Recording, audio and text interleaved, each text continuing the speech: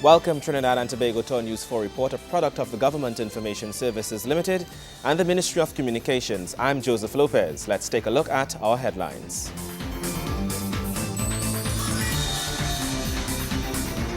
National helicopter services and the energy sector to benefit from latest addition in air transport assets. Government officials meet with van leaders to discuss 2014 Carnival route. And Matlot Village to benefit from the net repair facility courtesy the Commission for Self-Help.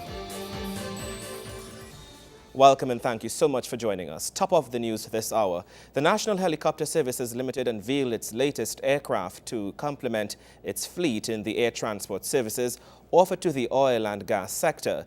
It was the first of its kind launched in the world, seen here on our shores. The model S76D is manufactured by international helicopter engineer Sikorsky. Signed, sealed and delivered, the new Sikorsky 76D model helicopter launched at the National Helicopter Services Limited NHSL, located in Camden, Vancouver. It's the first of its kind unveiled in the world, seen here in Trinidad and Tobago. Used mainly in the movement of workers on and offshore in the oil and gas sector, the introduction of this new aircraft is expected to boost the efficiency of the current fleet of 7. General Manager at NHSL Joshi Mahaber explained what this means for the state-owned air transport company. This launch of the S76D aircraft in this region and the world has put TNT on the map in the helicopter aviation business. Sikorsky has released 2 S76Ds in December of 2013, one of which is our aircraft, which we are showcasing here today. And from all indications, this will be the first to be put into commercial service in the world. We are one of Sikorsky's launch customers, and our client in the oil and gas sector who would be using this aircraft to its fullest is Repsol, who has a very ambitious and packed schedule for this aircraft, I'm sure.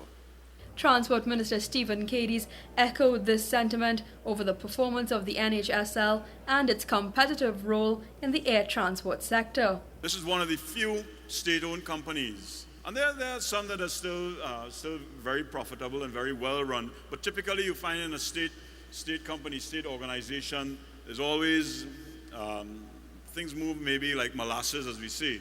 And here it is a national helicopter. You're competing with the best. You're competing in an international environment. You're working for international companies, and yet still you've been able to take a big chunk of the business, which says something for you, that you're doing whatever it is that you're doing it right, and that your customer base is extremely pleased with what you're doing. Visiting these shows to witness the unveiling of the latest model emerging from Sikorsky International, Director of S76 Programs Leon Silva explained how this particular model differs in technology and engine power from its predecessors also used at NHSL. This model, which we designate the S76D, is brand new type. It is an incremental improvement over the legacy aircraft. We have about 800 aircraft out there in the last 39 years. And this brand new one has improved engines. It has a brand new cockpit that allows the pilot to have significantly lower workload and overall improves the safety of the aircraft. The engines provide about 14% more power than the baseline aircraft.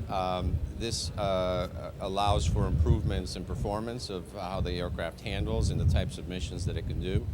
It's also significantly more efficient. It uses less fuel in order to perform the same mission, and that's always good.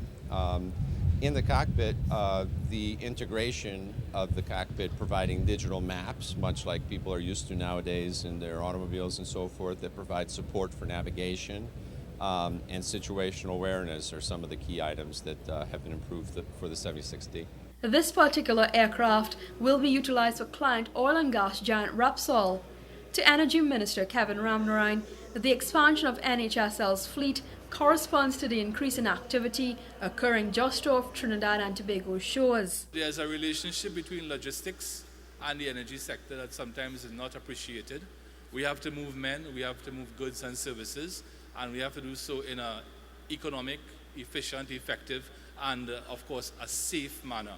The emphasis as we move forward in the energy sector is safety, Our national helicopter must be doing something right, because the standards that BG and Repsol and all the multinationals that work with your company, the standards that they have in the North Sea and the standards that they have in the Gulf of Mexico would also apply to National Helicopter. This particular aircraft was named after Captain David Gans, NYDDG, in commemoration of his long duty and service to the NHSL. Kimberam Calawan, News 4. In other news, government officials and band leaders have come to some agreement on the issue of band route for Carnival 2014. While the details are yet to be revealed, there seems to be a greater collaboration on this and many other issues. Carnival band leaders and revelers can breathe a sigh of relief as the government works to iron out possible issues that may hamper the Carnival 2014 Parade of the Bands. Acting Prime Minister, the Honourable Prakash Ramada, met with members of the National Carnival Commission and Carnival band leaders on Thursday at the office of the Prime Minister, St. Clair. The meeting sought to deal with the controversy surrounding new proposed routes for Carnival 2014. Also attending the meeting was Minister of Arts and Multiculturalism, Dr. the Honourable Lincoln Douglas, and Minister of National Security, the Honourable Gary Griffith. Halfway through the meeting, a press conference was held, and the acting Prime Minister stated that while the meeting would not ultimately please all in attendance, it would in fact bring some much-needed relief to the issue at hand, which he said is of great national importance. We are all around this table committed to a harmonious Carnival 2014, and to that end we've had very robust discussions, and I think that we've achieved a whole lot in understanding each other's point of view.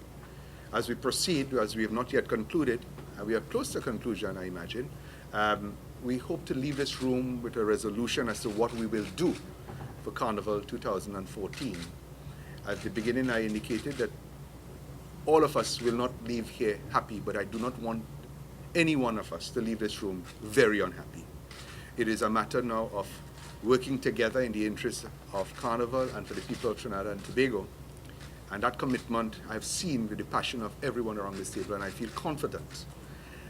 This year we would have some resolution, and next year certainly some of the dramatic changes that I've heard articulated as necessary for the success for future carnivals, that we need to put things in place.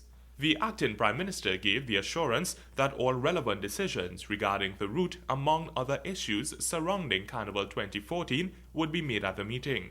He said this was important so that there would be no uncertainty when the band leaders emerged from the discussions. The issue of consultations has been a critically important factor, and I think there need to be more consultations, but I do not wish to leave this room today without a resolution as how we go forward, so there'll be no uncertainty. The decision will be made here this evening as to how we move forward for the Carnival of 2014, working together beyond the day after Carnival towards 2015 and the future, because Carnival has grown. It has grown tremendously, not only in its capacity, but in its very nature, and therefore we need now to put into the equation the different stakeholders that did not exist before, and the new stakeholders that we wish to attract to the Carnival. And I don't know if anybody visited yesterday to the Minister. He hosted an event at the Hyatt yesterday and showed many of the initiatives and innovations of the Ministry of Arts and Multiculturalism. And I could sense from what I saw yesterday that there's a new approach where culture is not seen as an appendage, but certainly as one of the great wealths of a nation that will generate wealth to the entire nation. Not just in emotional terms, but in monetary terms. So these are the things that we are broaching on a longer term view, but to resolve the difficulties that we have as to the change of route, that will be decided later today.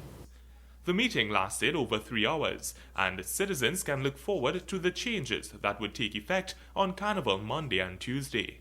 Nikolai Edwards, News 4. Coming up after the break, Customs Division gets a new home. Stay with us.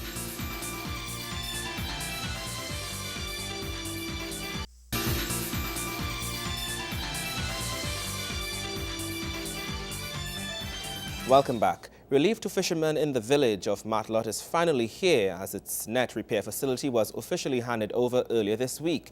Chairman of the National Commission for Self-Help, Surj Deo Mangro, says the intervention by his company was aimed at providing self-sustenance to villagers in the area.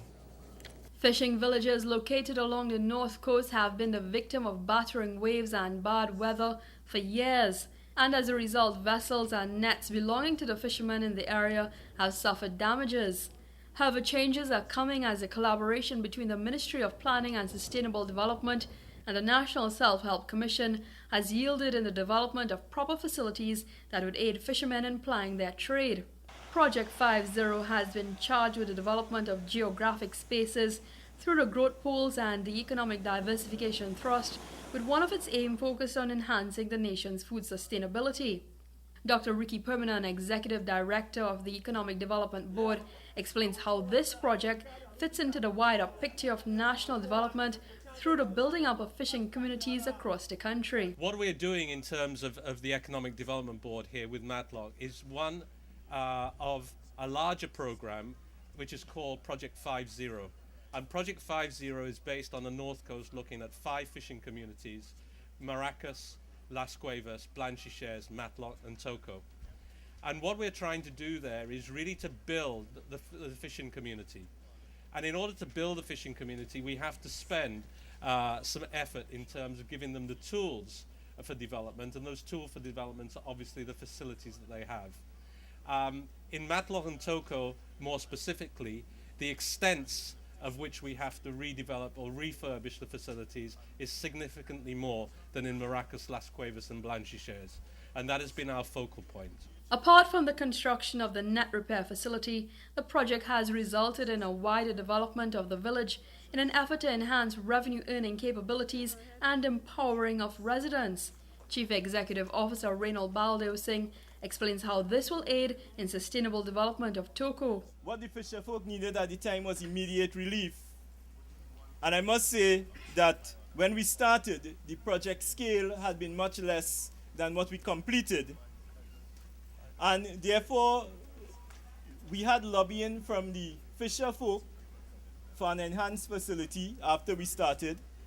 We had advice from the Fisheries Division to improve the specification, which we gladly welcome that information.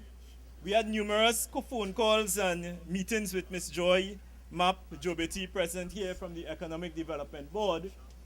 And we were able to upgrade what we were building to ensure that as the Ministry of Planning continues to develop the coastal areas, what we build will fit into their program and will last and will contribute to the development of the area. While the National Self-Help Commission aim is to empower people, Chairman of the Commission reminded the folks of their mission to the village as simply assisting them in self-sustenance. The reality is that Matlot is blessed with fishing, hunting and agriculture. That's certainly not poverty. In fact, any community can feed itself, does not have to depend on anybody. The community has and will continue to contribute to the productivity of this country. Our commission has provided the community with the requisite infrastructure, and we trust that, having interacted with you for several months, that your honesty and commitment to hard work will continue, and that you will utilize the facilities as an avenue for continued economic growth. Chairman of the Sangre Grande Regional Corporation and resident in the area, Terry Rondon, applauds the initiative and says the village now has some hope in seeing development in such a rural area. I marveled when I went down on that beach to see what was taking place. Friends, at times it wasn't easy in Matlot here. It wasn't easy. And especially the only thing that brings a bread on the table is that fishing village. And when you see the condition and the runaround that you get for various ministries, for the people, you all see the road. I apologize for the road, but better days are coming. And when I see my people, who I love dearly, in that condition, and I see self-help coming and help them. People in Orange, my prayers is with you all. You have done something to make me, someone who born and grow in this village, very proud. The Toko Matlot village is home to over 30 fishermen. Kimram Calawan, News 4.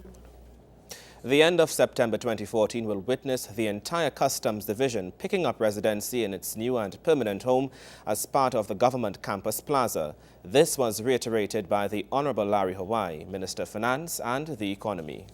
The Honorable Minister of Finance and the Economy, Larry Hawaii, revealed that an additional 60 customs officers should be in place within the next 5 weeks. Outlining these new initiatives for the Customs Division, which falls under his authority, Minister Hawaii noted that these measures were being undertaken to strengthen the division.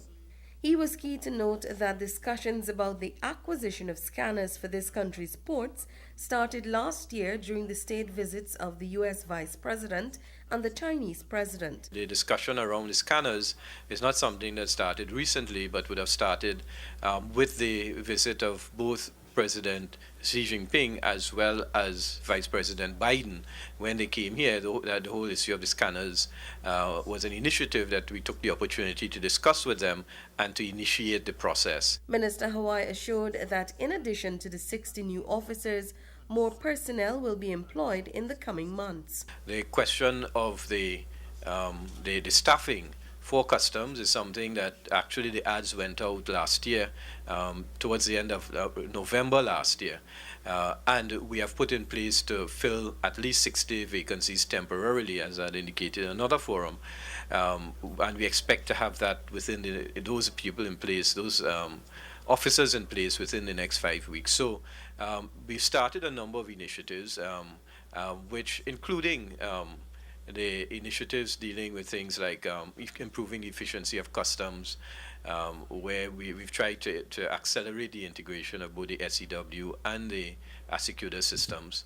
And we've also took steps some time ago to address the whole question of the home for customs, because we said that by end of September of this year, we expect that we should be ready for customs to begin moving their operations into the new location. The Honourable Minister indicated that a review of practices at customs, such as examining cargo before it leaves this country, has started.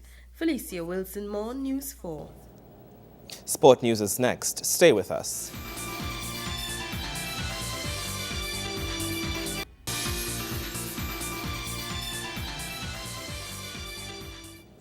Thank you for keeping it here. India's Republic Day continues to be observed by the Indian High Commission here in Trinidad and Tobago. Among the many topics that were discussed at the 64th anniversary function included the historic background, democracy, governance and equality, just to name a few. The last decade has witnessed the emergence of India as one of the fastest growing economies of the world. The shutdown of the economy in the last 2 years can be some cause of concern, but none for despair, says Indian High Commissioner Gauri Shankar Gupta. The agricultural growth has touched 3.6% and rural economies are buyout. 2014 is a precipice moment in their history, he says. But in the recent past, after colonial times, India became independent in 1947 and we adopted a new constitution declaring ourselves as the Republic in January 1950. As Amrinder told, this time, this journey since 50 has been a fantastic journey for India. I think we can feel proud of the journey we have performed so far. The Indian High Commissioner says they must rediscover that sense of national purpose and patriotism, which lifts the nation above and across the abyss and back to the road of prosperity. We were 360 million people around the time of independence. Today we are 1.1. It is not an achievement, but it's an achievement because we were net importer of food in 47, and today we are net exporter of food after feeding all that population. We are the second largest producer of cereals in the world, the largest of milk, the largest of vegetables. our industrial infrastructure has developed tremendously. Today we can produce anything from pin to aircraft to submarines. Delivering remarks, Housing Minister Dr. Rudal Munilal extended congratulations to the people and the government to the people of India on this very happy occasion. He said the attainment of Republican status is a very significant achievement as it represents a true autonomous people and nation. Trinidad and Tobago achieved this milestone in 1976, and like India, it is one which we are justifiably proud. It is therefore important for us to take a moment and remember the efforts and struggles of those who work tirelessly, both in India and Trinidad and Tobago, to achieve these historic accomplishments. He says Trinidad and Tobago joins with India to celebrate the fruits of their victories since becoming a republic. The similarities between Trinidad and Tobago and India do not end here, as the histories of our countries were inextricably united 150 years ago by the arrival of indentured laborers on the shores of what is now considered our beautiful republic. In recent years, Minister Munilal says cooperation between Trinidad and Tobago and India has transcended cultural spheres of cooperation and trade. The tradition of bonds have expanded and now include agriculture, science and technology, information and communication technology, energy and traditional medicine, to name a few. And that story brings us to the end of our News 4 report, product of the Government Information Services Limited and the Ministry of Communications. I'm Joseph Lopez. Thank you for joining us.